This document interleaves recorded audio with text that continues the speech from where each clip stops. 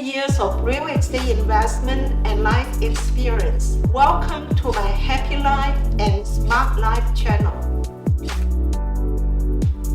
Hi, today I'm going to tell you how to select good tenants. I published 2 videos about landlords, nightmare, and troubles, talking about a few eviction cases in the housing court. We all know real estate investment, we need to get returns for our investment.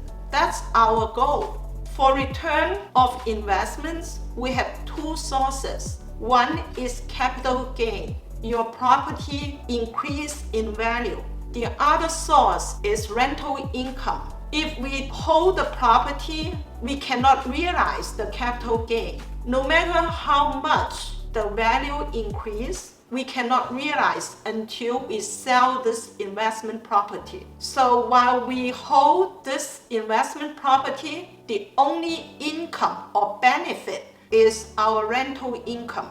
In order to guarantee that we have enough income to pay the expenses of your property, you need to guarantee a good tenant into your space. Once you choose a bad tenant, then your nightmare starts. The eviction process is a tedious, lengthy, unfair process for all landlords. We don't want you to suffer from the same terrible, miserable experience. So I want you to learn how to select good tenants for your investment property so you don't incur those losses. You need to follow all these standards or requirements without any compromise. Number 1, background check. A friend of mine submitted an eviction case in the court against his non-payment tenant. After the case was in court, then he learned this tenant was evicted 6 times by his former landlords. It was too late that he learned about this eviction history because he has already become his tenant, his trouble and nightmare. So before you accept a new tenant, you need to do the background check, not after they enter your space. Google search eviction history, then you can find out if this tenant was evicted before. Number 2, former landlord's reference. This way is good that you can learn about your new tenant from the former landlords. But sometimes it would be very tricky. If a tenant relocates because of job, because of school, because of some reasonable reasons from one area to another area, that is very reliable. And the landlord would tell you the truth. Sometimes a tenant would move inside the same area from one apartment to yours. In this case, the landlord may lie to you because this tenant may be a bad tenant and the former landlord wanted to get rid of this tenant. So the former landlord may lie to you and say something good about his tenant. So use your own judgment. Find out why this tenant is moving from the other apartment into yours. What was the purpose and what was the need? If they cannot give you a reasonable reason, that is a red flag. You should say no.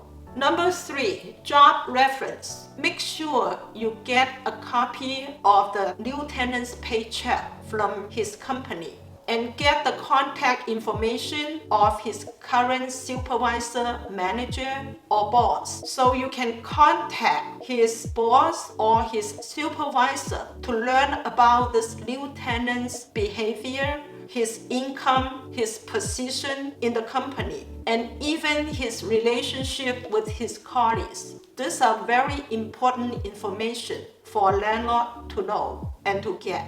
Number 4, credit check.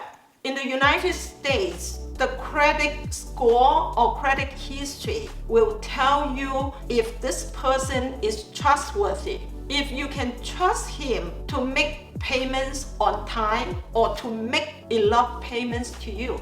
Many local real estate offices offer credit check service to landlords and to employers and to anybody who needs a credit check. If you don't know how to do credit check, call your local real estate office and let them do the credit check for you. My opinion is that in good areas, you need a credit of over 700.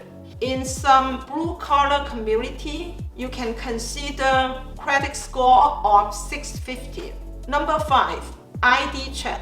You must ask for a copy of the picture ID of your potential tenant and all the adult family members. This is a must.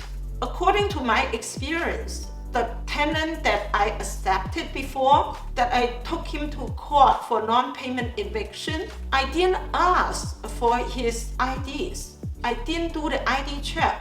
So until he was evicted and moved out of my apartment, I still didn't know his real name, because all the mails, all the letters mailed to him had 5 or 6 different names. I don't know why. I still don't know why. And I cannot tell which was his real name. You need a copy of the ID, and you need to verify the true copy or the original of the ID, not a copy that he or she brings to you. It might be someone else's ID. There are some red flags when choosing your new tenants. If a tenant came in to look at your apartment, didn't ask about any terms of the lease, and before the lease was even signed, then he or she would pay you the security deposit and even a few months of rent in advance, all in cash. This is a red flag. You know why?